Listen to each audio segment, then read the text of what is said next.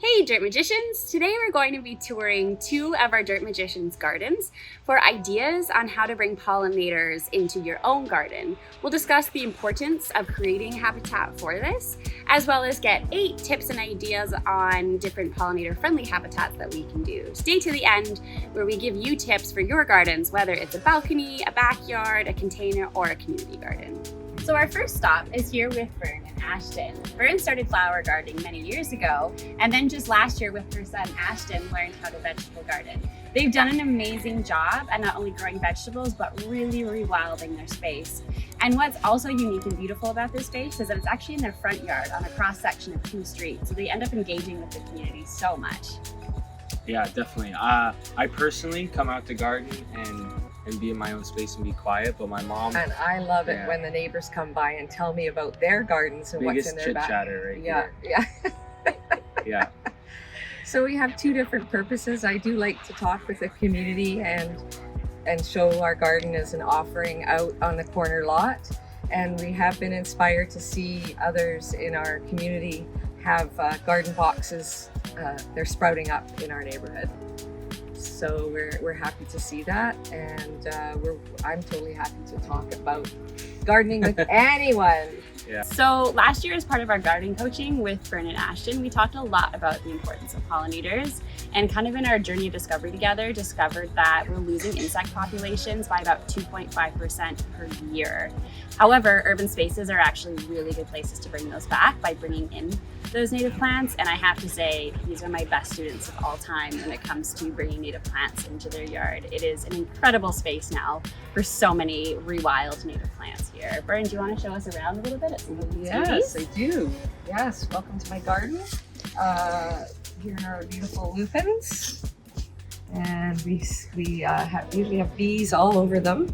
The bees often go into these little slippers and have a great little party in the slippers. And then over here we have the Solomon seal, which also has the flower underneath the leaf. And the bees love this area and come and visit the Solomon. I have Kinnikinnick here, and we have some bunchberry here. Also, we have the flowering red currant right here, with the winterberry over here, the tallest plant in our garden. And I have bleeding hearts that have already bloomed and are back right over here. And your bee balm. And oh yeah, lots of bee balm too. We have some beautiful bee balm. So as you can see, Vern has created this beautiful corridor of native pollinator flowering plants. We're here in the Pacific Northwest, so these are native plants that are native to this area. That's a very important piece when you're thinking about what you want to incorporate in your own gardens. These are so important as native bees and other insects are dependent on native plants specifically. Another amazing plant that Vern has brought in is this lady here, yarrow. She's actually native to all of North America, or Turtle Island. So no matter where you live in North America, you can bring this into your garden. Although putting her in a pot is a good idea as she does spread. Now this lady brings in things like sweat bees and carpenter bees. She also brings in other insects that we might not think of.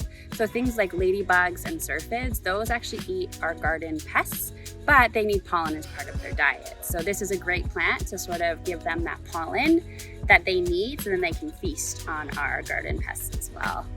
So another way in which they take care of bees here is that Ashton does not mow when the weeds are flowering. Things like buttercup and dandelion and clover are absolutely really good sources of nectar for bees. So I think it's probably not the worst thing in the world that you haven't been able to mow for a little bit as this buttercup is flowering. Yeah, it's nice. I've gone on strike for the bees, of course.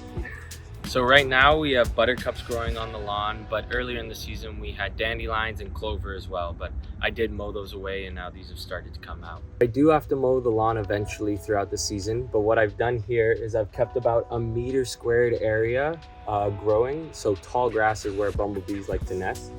And yeah, it's great. Nobody goes here, nobody mows here, and it's been buzzing this year. It's been really buzzing. And yeah, if you have kids too and you don't want them running throughout tall grass, possibly getting stung, this is a great idea for a fenced off bumblebee habitat. So another tip or idea for creating pollinator habitat is making sure that you've got blooms all season long. So as you may remember, Brian was showing us a bunch of beautiful plants. Some of those weren't flowering, but they're going to later in the season as our pollinators need that pollen the whole season. So this is a really great way to include observation into your garden and record when things are blooming throughout it and then when you're missing specific blooms. Well, it's great to show you around my garden, and I'm so happy to say that I haven't had to give up my traditional garden to add in the pollinators, and I'm learning as I go, and I'm moving them around, color coding them, and enjoying seeing the bees in my garden, the insects as they come and take part in my garden. Hey Dirt Magicians, so now we're at our second yard here with Kelly. Kelly is an artist and an art teacher, and she's really brought that sort of spirit into her garden. She's got 2 young girls, so has really started vegetable growing as well as flower gardening, and it is just a flower pollinator haven art scene in here. I started my garden several years ago. I have been a high school art teacher for almost 15 years now, and once I had my own kids, this was a way to tap into my creativity, and I couldn't leave, art materials out, painting supplies, and this was a way to bring the rainbow into our house and our home and allow my children to be part of that creative process as well. So I plant a rainbow, invite people to be part of that process, and my kids absolutely love gardening with me. Thank you, Kelly, for sharing your story of gardening. So the first idea we wanted to introduce you to while we're here in Kelly's garden is what's called a pollinator corridor. Bern had something similar with native plants, whereas Kelly's got this with a variety of different flowers as well. This was initially unintentional, just due to her love of flowers and bees, but it truly is a corridor, which we had the pleasure of pointing out last year. So a corridor is basically a continuous flower arrangement as you go, so that bees don't have to travel too far to get their pollen. So we've got flowers kind of the whole length of this garden so that a bee can just hop from happy flower to happy flower. When I first planted this garden, the intention was for having a cut flowers on our kitchen table kind of, once a week. So I was choosing things that were local and native, but that would have a long flowering time and look great inside of our house. The really cool thing about that was that it brought in a lot of bees, bumblebees, honeybees, and then also we see a ton of hummingbirds in our garden. The next tip idea that we wanted to introduce you to here in Kelly's garden is including a diversity of flowers of different shapes and sizes. This allows a diversity of different pollinators to come in, as they actually have different sizes of not only their bodies, but their little tongues for how they get nectar. So having small flowers and large flowers really caters to this diversity for these insects. I have various sizes of flowers in the garden. Peonies and poppies are quite large. I have phlox and some of the borage and sage and thyme, kind of medium, and then small would be our allium and some English daisies. Our last tip in this tour is just not being married to where your plants grow. Some flowers might get a lot bigger than you realize, some might be smaller, so don't be afraid to move them around, and we really learned that from Kelly. In terms of planting things in your place in the garden, I started with the peonies at the back of the garden. They're the first to bloom, and they're quite tall.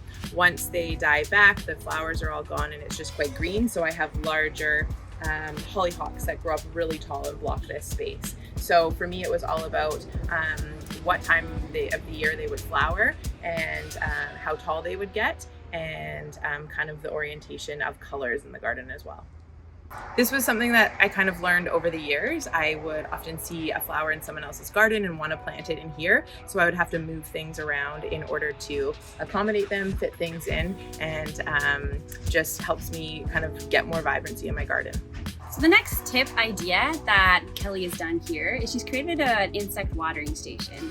In the heat of summer, insects don't really have access to water because they usually get it from dew, and there's usually not dew in the summertime. So having somewhere they can get water is really important. And also that they have things to climb out of, because things like bees can't actually swim. So we've got this cute little guy, and there's little heart rocks. They don't have to be hearts, but these are just adorable. And then I usually put a weed or two, so we've got a bit of horsetail in here, just for them to sit right on and then bend over and drink, or to even get the dew that collects on the weed itself that's in this water. All right, Dirt Magicians, let's review what you can do in your own garden spaces. Firstly, try and plant some native plants and flowers to your area. Make sure that you've got blooms all season long by checking either a bloom calendar or just documenting when you have blooms and when you don't. Have a no-mow zone of about 1 meter squared by 1 meter squared for bumblebees, if of course you have a lawn. If it's possible, try and not mow when the different flowers in the spring are coming up, like the buttercup and the dandelion and the clover. Create a continuous corridor of pollinator-friendly flowers. Have flowers of different shapes and sizes. Don't forget to leave out water for your insects with little things for them to crawl on so that they don't drown. And don't be afraid to experiment. You're not going to get the placement right. Things are going to grow bigger and smaller than you think, so get in there and move things around as you see fit. So even if you just have a container garden or you have a balcony, you can implement some of these things into those spaces by planting native plants and flowers and by creating a corridor so that the bees can hop from place to place. These are all things we can do even on a small scale. And as I sort of mentioned earlier, this is super important for us right now, especially in urban environments. We are losing 2.5% of our insect population per year. And so bringing in these plants again will help bring back those populations. So I really encourage you to try doing some of these things. All right, Dirt Magicians, that's the end of our video. If you learned something valuable, pollinate that subscribe button and like our video, as it helps up-and-coming content creators like us. Also down below, we have a link for a freebie of 5 easy-to-grow pollinator plants that you can put anywhere, your yard, your container, your balcony, as well as information on how to grow them and what they're good for. All right, see you next time.